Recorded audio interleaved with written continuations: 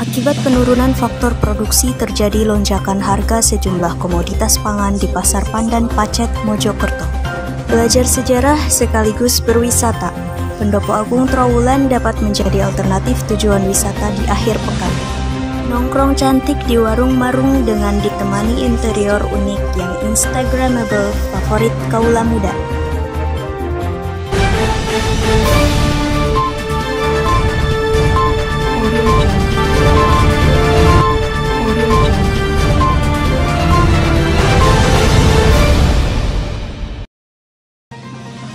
Selamat siang pemirsa, berjumpa lagi bersama saya Ilham Akbar dan rekan saya Wike Maimilestari dalam Warta KPI.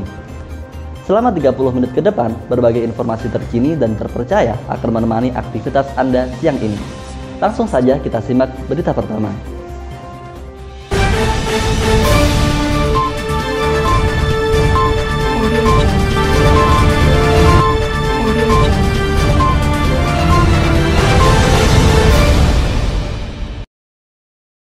Jelang Natal dan Tahun Baru, harga sejumlah bahan pokok terus mengalami kenaikan, di antaranya di Pasar Pandan, Pacet, Mojokerto. Selain harga cabai, minyak goreng dan telur juga mengalami kenaikan harga yang signifikan.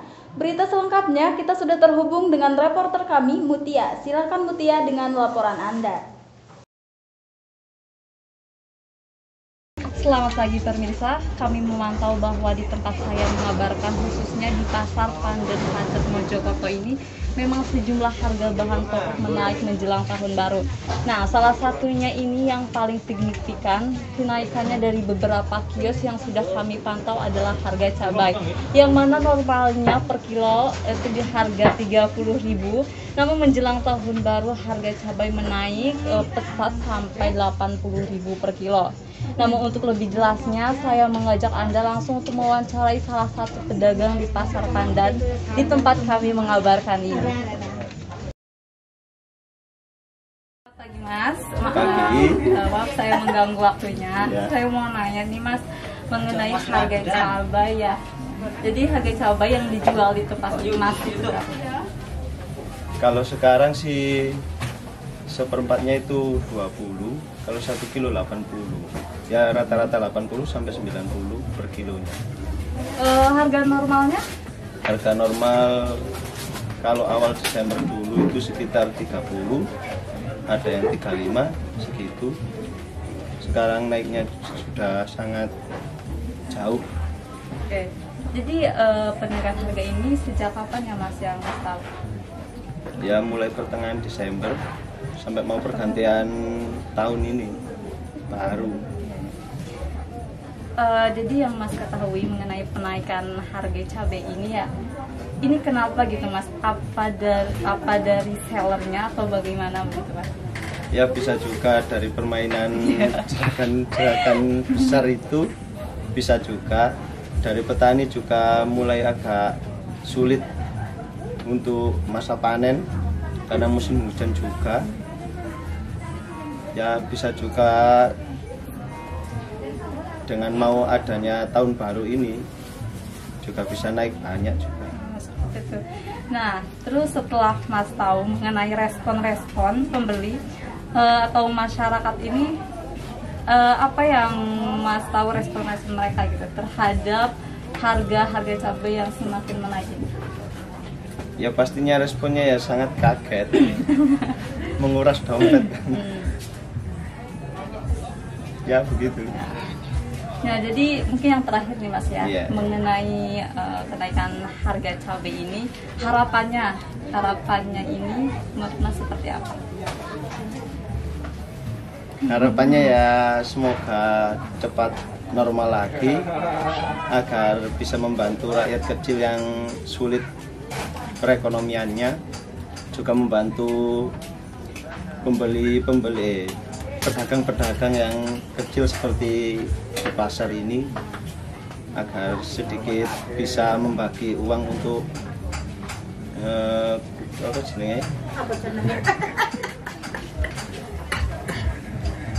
bisa memberi bahan untuk dijual kembali untuk yang produk lain. Oke, baik, terima kasih Mas ya atas waktunya. Maaf banget sudah mengganggu. Dan semoga penjualan ini semakin lancar ya Mas ya, sesuai dengan harapannya. Terima kasih. Dan tentunya kita berharap untuk harga sembako ini terus stabil dan juga pemerintah ini terus memantau agar harganya stabil sehingga masyarakat juga tidak kesulitan untuk memenuhi sembako di rumah mereka. Sementara ini pantauan kami saya kembalikan kepada Anda di studio. Selanjutnya, objek wisata sejarah Pendopo Agung Trowulan merupakan tempat wisata favorit keluarga yang paling pas untuk Anda mengisi liburan bersama keluarga tercinta. Letak objek wisata sejarah Pendopo Agung Trowulan tepatnya berada di Dusun Gilingu, Desa Trowulan, Mojokerto, Jawa Timur. Seperti apa objek wisata sejarah Pendopo Agung Trowulan? Berikut informasi selengkapnya untuk Anda. Baik pemirsa, saat ini saya sedang berada di Pendopo Agung, tepatnya di Dusun Ngelinguk, Desa Trowulan, Kecamatan Trowulan, Kabupaten Mojokerto.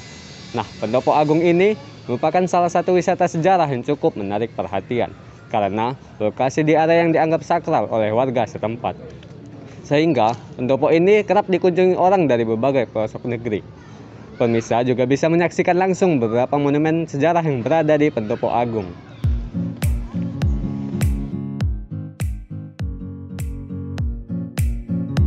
Pendopo Agung Trowulan dibangun pada tahun 1964 sampai 1973 oleh Kodam 5 Brawijaya di Dusun Ngelinguk, Desa Trowulan, Kabupaten Mojokerto.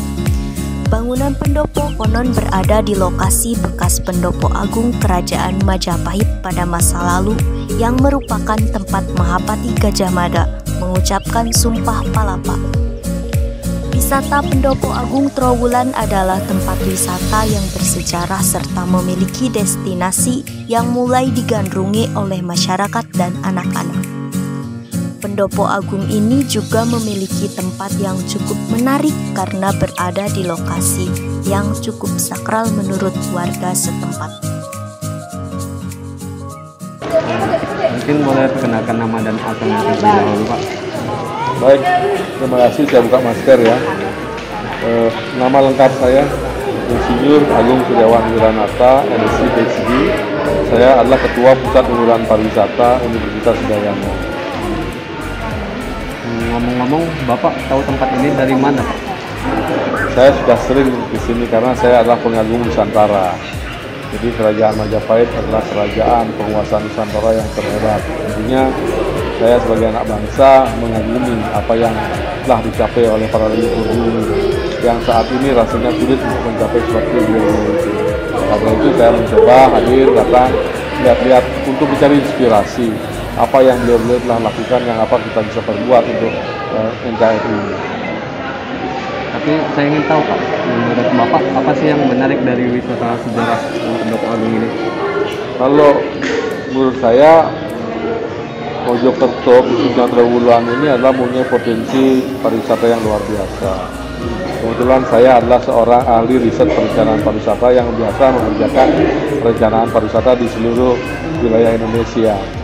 Termasuk beberapa yang tahun ini kita kerjakan di Kaimana, kemudian di Mahakamulu, tahun lalu di Maluku Utara, dan hampir semua kabupaten kota di Bali kami yang mengerjakan perencanaan pengembangan pariwisatanya.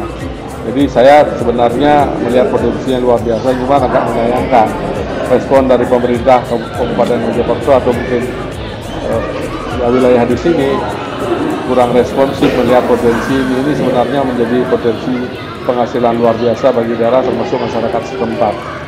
Dan juga saya lihat proyek pemerintah pusat banyak di sini yang sudah mendukung, namun kenapa kok dalam beberapa tahun ini segini-segini aja gitu ya. Saya merasa kecewa karena daerah lain yang potensi wisatanya tidak terlalu besar, mereka sangat agresif untuk mengembangkan pariwisata. Walaupun pada saat pandemi ini punya masalah, tetapi ke depannya pariwisata akan sangat-sangat luar biasa menjadi penghasil devisa, bisa jadi yang nomor 1 untuk Indonesia atau yang nomor 2. Tapi untuk daerah yang domestik juga akan memberikan manfaat yang luar biasa. Nah, perlu kami sarankan kepada pemerintah daerah di sini untuk lebih responsif dalam mengembangkan. Maksudnya begini, yang sudah ada ini sudah cukup terjaga, tapi bagaimana secara terintegrasi pengembangannya kan? dari banyak candi, dari banyak daya tarik wisata, kaitannya satu sama lainnya, paketnya seperti apa, promosinya seperti apa, pengelolaannya seperti apa. Kalau kita lihat sekarang di desa wisata di Indonesia, banyak di daerah Jawa Timurnya, desa wisata Banyuwangi, desa wisata Ijen, Taman Sari, kemudian yang di sebelahnya itu bahkan sudah mendapatkan award dari pemerintah Indonesia. Tentu ini masuk wilayah Jawa Timur kan ya, tentunya mestinya ya saya pikir kedepannya pemerintah Mojokerto harus bekerja sama dengan pihak-pihak kompeten untuk lebih mengembangkan potensi yang sangat amat luar biasa dan akan menjadi kunjungan dunia, bukan hanya domestik saja. Baik Pak, mungkin itu saja. Terima kasih untuk waktunya. Baik. Ya.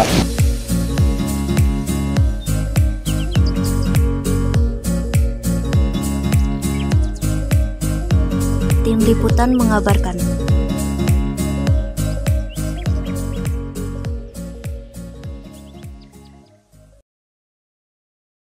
Setiap sudut kota Mojokerto selalu kaya akan makanan yang nikmat, mulai dari restoran hingga warung di pinggir jalan. Salah satunya adalah Warung Marung Heritage by Sofaria Kitchen. Tempat makan ini merupakan kedai makanan dan minuman dengan beragam menu sajian khas Nusantara dengan selera Sofaria. Tempat makan dengan nuansa klasik ini tepatnya berada di Jalan Kedung Sari, Kota Mojokerto, Jawa Timur. Seperti apa informasi selengkapnya? Maya Santika punya liputannya untuk Anda. Silahkan Maya.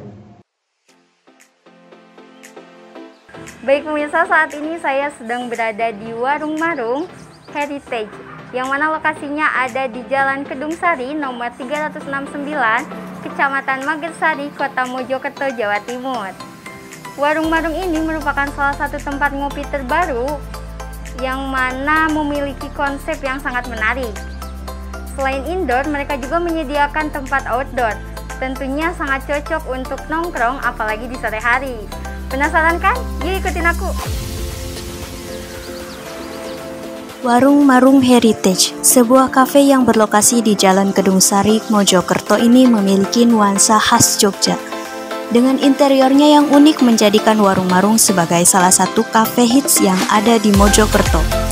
Berbagai menu makanan dan minuman dapat dinikmati pelanggan dengan harga yang terjangkau. Banyak remaja yang mengunjungi kafe untuk bersantai dengan suasana estetik yang disajikan Warung Marung Heritage. Nama saya David, saya salah satu pengelola di Warung Marung Heritage ini. Kira-kira sudah berapa lama Warung Marung Heritage ini berjalan?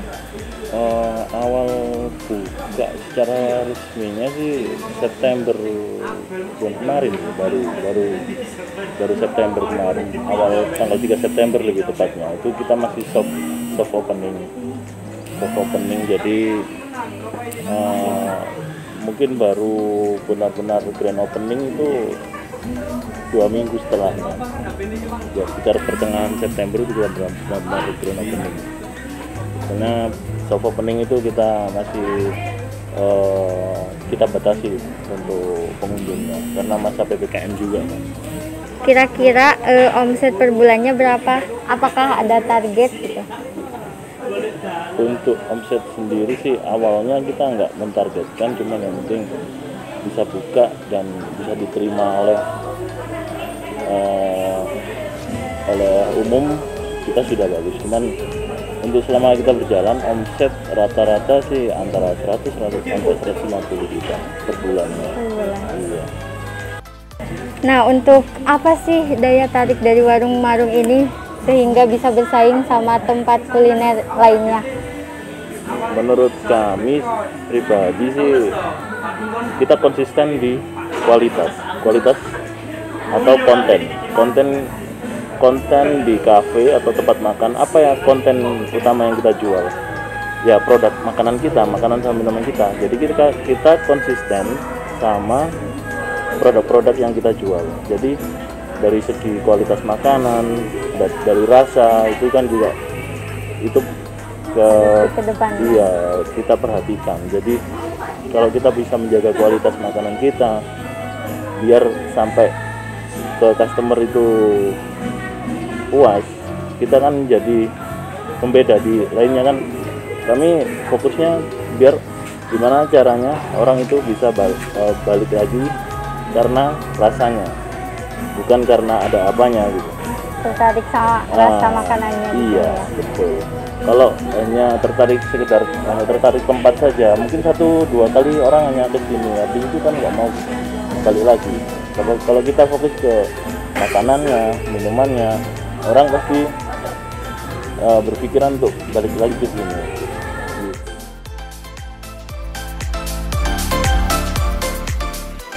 Perkenalkan, nama saya Tarafeli Rahmawati Putri, biasa dipanggil Tara. Saya berasal dari Kabupaten Mojokerto, tepatnya di Kecamatan Gedek. Ya. Nah, sebelumnya Mbak tahu tempat ini tuh dari mana? Instagram. Nah, selanjutnya saya mau tahu nih tanggapan Mbak mengenai warung-warung ini.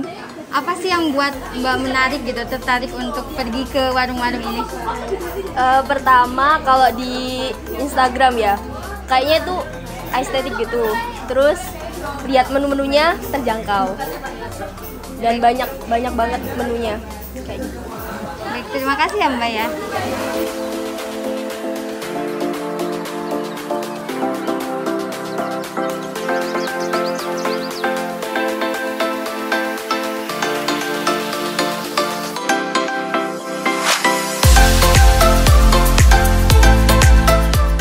Baik pemirsa, informasi tadi sekaligus menutup perjumpaan kita pada siang hari ini. Saya Wike Memi Dan saya Ilham Akbar.